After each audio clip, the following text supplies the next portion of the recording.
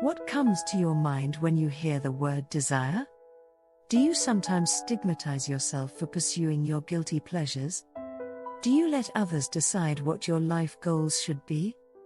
Hello everyone, and welcome to another brand new episode on my channel, Wonder Boho Book Club.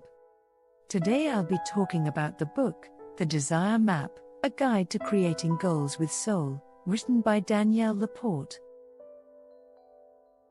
Danielle LaPorte is a best-selling Canadian author, inspirational speaker, entrepreneur, and blogger. In The Desire Map, LaPorte brings us a holistic life planning tool that will revolutionize the way we approach our dreams and goals. Written in a passionate and witty style, LaPorte turns the concept of ambition inside out and offers a refreshingly practical workbook for using the Desire Map process. Part 1: The Power of Desire. When we think of the word desire, the first thing that comes to mind is probably a sexual connotation. This association has led us to perceive desire as something bad or forbidden. But this couldn't be further from the truth. Desire is simply the power of wanting. It could be the want of wealth, success, love, friendship, companionship, anything at all. Desire is what makes the world go round. It is desire that makes us want to be creative, put in effort, improves our lives, make ourselves and others happy. If it weren't for desire, we wouldn't be motivated to do anything in our lives at all. The author here cites the example of high school crushes to show the power of desire. Most of us can relate to this story, as we fondly think back of the days when we were totally enchanted by someone special in our high school or neighborhood. Despite knowing that the person is way out of our league, we'd nonetheless daydream about how we'd win their attention and make them like us. We'd conjure up images and possibilities where we could express our feelings about them, whether through a casual conversation or by going on a date. The author says that what we were doing unconsciously during all this time was to engage in personal development. By desiring to be with that special someone, we were honing our creative and conversational skills and increasing our self-awareness. Although we seldom think of these things during our adolescent years, these very qualities are what decide our success later in life. Hence, we should look at the positive side of every situation and see how it helps us grow as a human being. After all, if we didn't have the desire to make new acquaintances, we'd never communicate with another person or exchange ideas. In other words, we'd cease to exist. It's the desire for love, friendship, and socializing which keeps us moving forward in our lives. Without this desire, we'd never even get out of our bed. Part 2: Listen to your heart. We're often told to listen to our minds instead of our hearts, that is, ignore the subjective or personal feelings, and heed the logical and factual explanation of things. Although logic and facts play significant roles in our lives, we shouldn't ignore our instincts or gut feelings, as these often tend to give us important signals during critical situations. For example, our instincts might tell us to stay away from a certain person, although logically speaking, there's nothing to dislike about that person. However, we maintain our distance from him, and soon after, we find out that that person was indeed no good, for he got arrested for fraud. We've all had incidents like this happening in our lives, where listening to our hearts saved us from some impending disaster. However, sometimes our feelings can be so overpowering that they take control over us, for better or worse, and all aspects of our lives are dictated by them. This happens especially when we're feeling strong negative emotions. For example, a personal loss, like the death of a close one, can push us over the edge, and we might give in to despair and grief, unable to carry on with life. This is when we should listen to the logical mind and try to pull ourselves out of the hole. Having said that, it doesn't mean that we should suppress our grief and loss, as suppressing these will only lead to them infesting even more deeply into our lives. Instead, we should give ourselves some space wherein we can sort out these emotions and shed the burden off our shoulders. The same applies to our desires. We shouldn't suppress our deep desires just because others might not approve of them, or because it doesn't seem possible to realize those desires. Our innermost desires are what define us, as they fuel our motivation to move forward in life, to create, to attain success and achievement. Our desires are nothing but a reflection of who we are, so by suppressing our desires, we deny ourselves the pleasure of being who we were meant to be. Instead, we should use our desires as signposts to guide us forward in life. Part 3. Own your desires. Once you start taking notice of what your core desires are, you might realize that a lot of your desires are not really your desires, rather, they're imposed on you by your family, friends, or the society at large.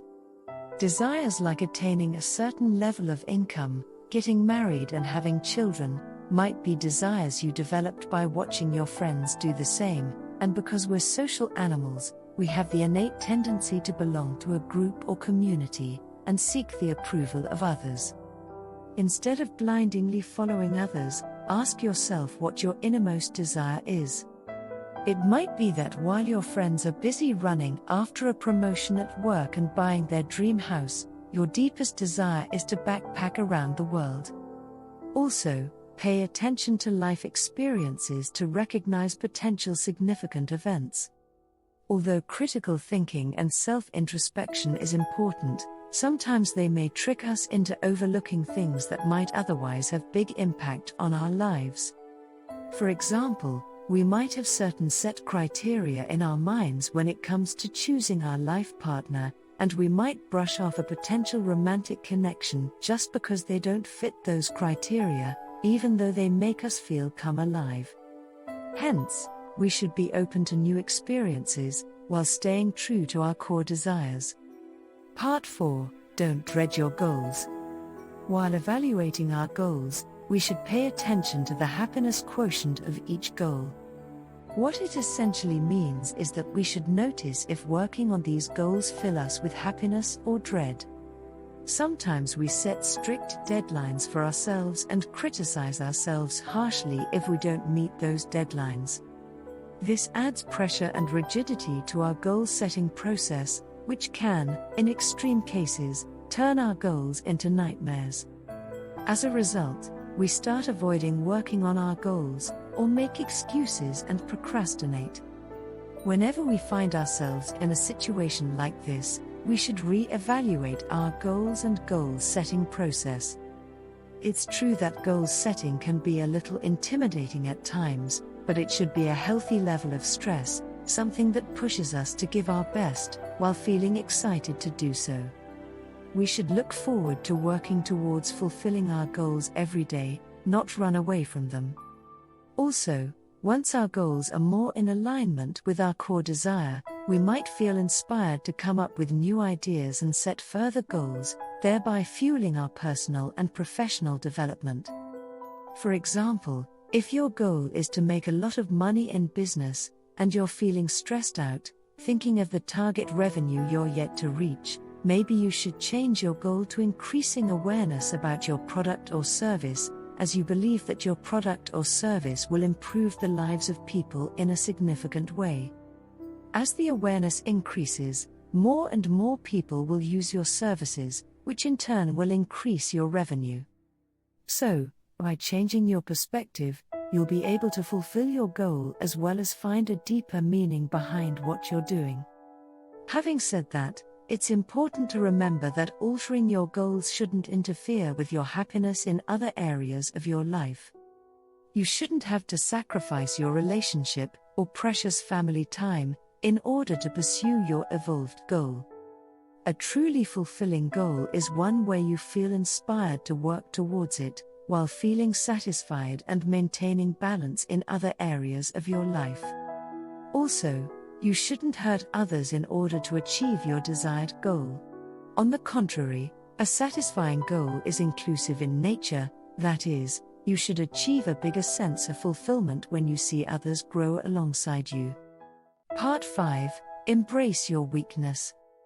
Now that we've discussed the importance of realizing your core desires and staying true to them, let's consider some potential setbacks that we might encounter along the way.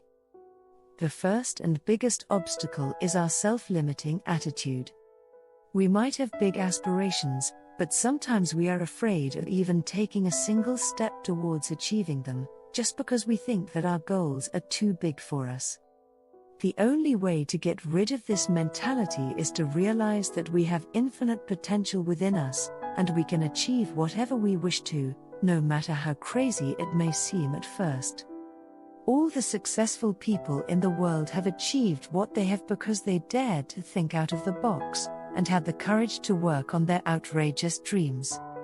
So, whether our goal is to become a best-selling author, or a master chef, or a spiritual healer, we should put our heart and soul into it, and the universe will find a way to make our dreams come true. Another challenge we might face is that, at times, our goals are conflicting with each other. For example, your goal might be to spend time meditating in a monastery in the mountains, but you have a family to take care of. It might seem like an either-or situation, that is, you either abandon your family and go to the mountains, or you sacrifice your goals and feel frustrated. However, you can reach a middle ground by modifying your goals. Instead of retreating to a monastery for a long time, you might think of developing a habit of meditation and reserving some time just for yourself every day. This way, you are more at peace with your inner self, and also better equipped to deal with family pressures. Also, we should be aware of and realistic about the limited resources we have, and how to make best use of them in order to achieve our desires.